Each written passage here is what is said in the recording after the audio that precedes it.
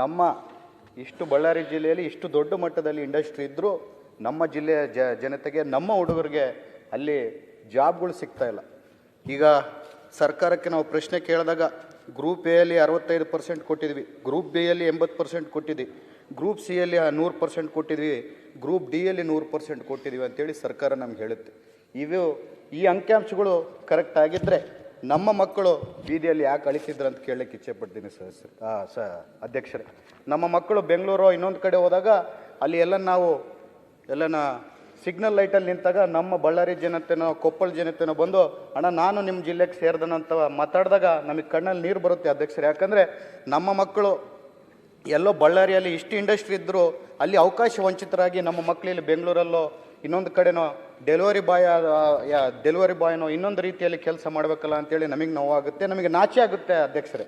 ಯಾಕಂದರೆ ನಾವು ಅಲ್ಲಿನ ಪ್ರತಿನಿಧಿಗಳಾಗಿ ಫ್ಯಾಕ್ಟ್ರಿಗಳು ಅಷ್ಟು ದೊಡ್ಡ ಮಟ್ಟದಲ್ಲಿ ಇದ್ದರು, ಫ್ಯಾಕ್ಟ್ರಿಗಳು ಇವತ್ತು ಯಾವ ರೀತಿಯಲ್ಲಿ ಇಂಡಸ್ಟ್ರೀಸ್ ಅವರು ಯಾವ ರೀತಿಯಲ್ಲಿ ಮೋಸ ಮಾಡ್ತಿದ್ದಾರೆ ಅಂತಂದರೆ, ನಿಮ್ಮ ಸರ್ಕಾರ ಏನು ಸರೋಜಿನಿ ಮಹಿಷಿ ವರದಿ ಪ್ರಕಾರನೇ ನಾವು ಉದ್ಯೋಗ ಕೊಡ್ತಿದ್ದೀವಿ, ಲೋಕ್ಲೆಟ್ಸ್ಗೆ ನಮ್ಮ ಕನ್ನಡಿಗರಿಗೆ ಕೊಡ್ತಿದ್ದೀವಿ ಅಂತ ಹೇಳೋಕ್ಕೆ 1,000 ಜನ ಎಂಪ್ಲಾಯ್ಮೆಂಟ್ ರಿಕ್ವೈರ್ಮೆಂಟ್ ಇದ್ದರೆ ಅದರಲ್ಲಿ 100 ಮಾತ್ರ ನೇರ ನೇಮಕಾತಿ ಮಾಡ್ತಾರೆ.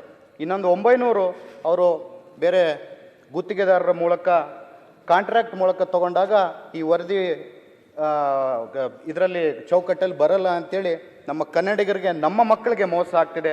ಯಾಕಂದರೆ ಈ ಜಲ ನಮ್ಮದು, ಈ ನೆಲ ನಮ್ಮದು, ಆದರೆ ನಮ್ಮ ಮಕ್ಕಳಿಗೆ ಮೋಸ ಆಗ್ತಿದೆ. ಧೂಳು ತಿನ್ನೋರು ನಾವು, ಬೇರೆ ರಾಜ್ಯದಿಂದ ಬಂದವರು ಅಲ್ಲಿ ಕುರ್ಚಿ ಮೇಲೆ ಕೂತು ರಾಜ್ಯ ಆಳ್ತಿದ್ದಾರೆ ಅಂತ ಹೇಳಕ್ಕೆ ಇಚ್ಛೆಪಡ್ತೀನಿ ಸಭಾಧ್ಯಕ್ಷರೇ. ನಮ್ಮ ಮಕ್ಕಳು ಏನು ಅನ್ಯಾಯ ಮಾಡಿದ್ದಾರೆ, ನಮ್ಮ ಜಿಲ್ಲೆಯ ಮಕ್ಕಳು ಬೇರೆ ಜಿಲ್ಲೆಗಳಾಗಿರ್ಬೋದು ಬೇರೆ ರಾಜ್ಯಗಳಾಗಿರ್ಬೋದು ಅವ್ರ ಮಕ್ಕಳಿಗೆ ಅನ್ಯಾಯ ಆದಾಗ ಇಡೀ ಅವ್ರ ರಾಜ್ಯಗಳು ಅವರ ಶಾಸಕರು ಎಲ್ಲರೂ ಸೇರಿ ಒಂದು ಹೋರಾಟವನ್ನು ಮಾಡ್ತಾರೆ. ಆದರೆ ನಮ್ಮ ಬಳ್ಳಾರಿ ಜನತೆಗೆ ನಮ್ಮ ಮಕ್ಕಳಿಗೆ ಅನ್ಯಾಯ ಆದಾಗ ಯಾರೂ ನಮಗೆ ಕಾಣ್ತಾ ಇಲ್ಲ ಅಂತ ಹೇಳಕ್ಕೆ ನೋವಿಂದ ಹೇಳಕ್ಕೆ ಇಚ್ಛೆಪಡ್ತೀನಿ ಅಧ್ಯಕ್ಷರೇ. ನೀವು ತಕ್ಷಣವಾಗಿ ಈ ಫ್ಯಾಕ್ಟ್ರಿಗಳಾಗಿರ್ಬೋದು ಇಂಡಸ್ಟ್ರಿ ಅವರಾಗಿರ್ಬೋದು ಈ ತಪ್ಪು ಮಾಹಿತಿಯನ್ನು ಏನು ಕೊಟ್ಟಿದ್ದಾರೆ ದಯಮಾಡಿ ಸರ್ಕಾರ ಒಂದು ಕಮಿಟಿಯನ್ನು ಮಾಡಿ, ಇದು ಕನ್ನಡಕ್ಕೋಸ್ಕರ ಕನ್ನಡಿಗರಿಗೋಸ್ಕರ ನಮ್ಮ ನಮ್ಮ ನೆಲ ಹಕ್ಕಕ್ಕೋಸ್ಕರ ನಾನು ಕೇಳ್ತಿದ್ದೀನಿ ಸಭಾಧ್ಯಕ್ಷರೇ. ನಮ್ಮ ಮಕ್ಕಳಿಗೆ ನಮ್ಮ ರಾಜ್ಯದಲ್ಲಿ ನಮ್ಮ ನೆಲೆಯಲ್ಲಿ ಉದ್ಯೋಗ ಸೃಷ್ಟಿ ಆಗಬೇಕು.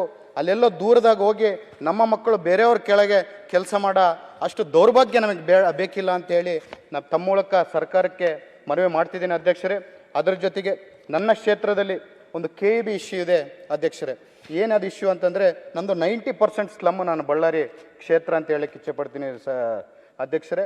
ಅದರಲ್ಲಿ ಭಾಳಷ್ಟು ಮಂದಿ ಹಳೆಯ ಬಿಲ್ಗಳು ಪೆಂಡಿಂಗ್ ಇದ್ದು ಸ್ಲಮ್ಮಲ್ಲಿ ಜನತೆಗೆ ಇವತ್ತು ಅವ್ರ ಬಿಲ್ಗಳೆಲ್ಲ ಬಡ್ಡಿ ಮೂಲಕ 70,000 80,000 ರೂಪಾಯಿ ಆಗಿಬಿಟ್ಟಿದೆ ಸಭಾಧ್ಯಕ್ಷರೇ. ಅದು ಇವತ್ತು ಆ ಬಡ ಜನರು ಕಟ್ಟೋಕ್ಕೂ ಆಗ್ತಾಯಿಲ್ಲ.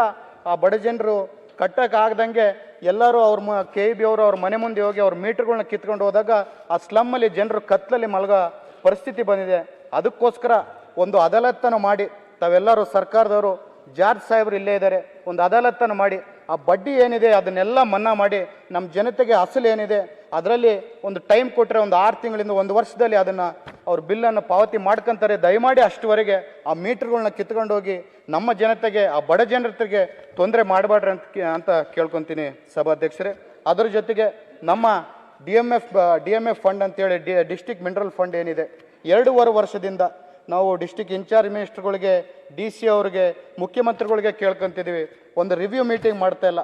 ಒಂದು ಮೀಟಿಂಗನ್ನು ಮಾಡಿದ್ರೆ ನಮ್ಮ ರಾಜ್ಯ ಸರ್ಕಾರದಿಂದ ನಮ್ಗೆ ದುಡ್ಡೇನು ಅವಶ್ಯಕತೆ ಇಲ್ಲ, ನಮ್ಮ ಜಿಲ್ಲೆಯಿಂದ ನಮ್ಮ ಖನಿಜದಿಂದ ನಮಗೆ ಉತ್ಪತ್ತಿ ಆದಂಥ ದುಡ್ಡಲ್ಲಿ ಪ್ರತಿ ಕ್ಷೇತ್ರಕ್ಕೆ ಬಳ್ಳಾರಿ ನಗರಕ್ಕೆ ಒಂದು 200 ಕೋಟಿ, ಬಳ್ಳಾರಿ ಗ್ರಾಮೀಣಕ್ಕೆ ಒಂದು 200 ಕೋಟಿ, ಕಂಪ್ಲಿಗೆ ಒಂದು 200 ಕೋಟಿ, ಇಡೀ ಜಿಲ್ಲೆದೆ ಪ್ರತಿಯೊಂದು ಕಾನ್ಸ್ಟಿಟ್ಯೂನ್ಸಿಗೆ ಒಂದು 200 ಕೋಟಿ ಅನುದಾನ ಬರುತ್ತೆ.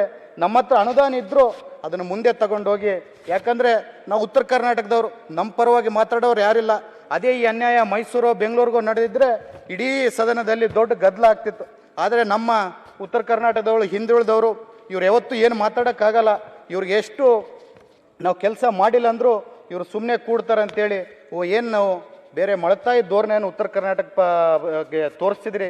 ದಯಮಾಡಿ ಇದನ್ನು ನ್ಯಾಯಕ್ಕೆ ಕೊಡಿಸ್ಬೇಕು.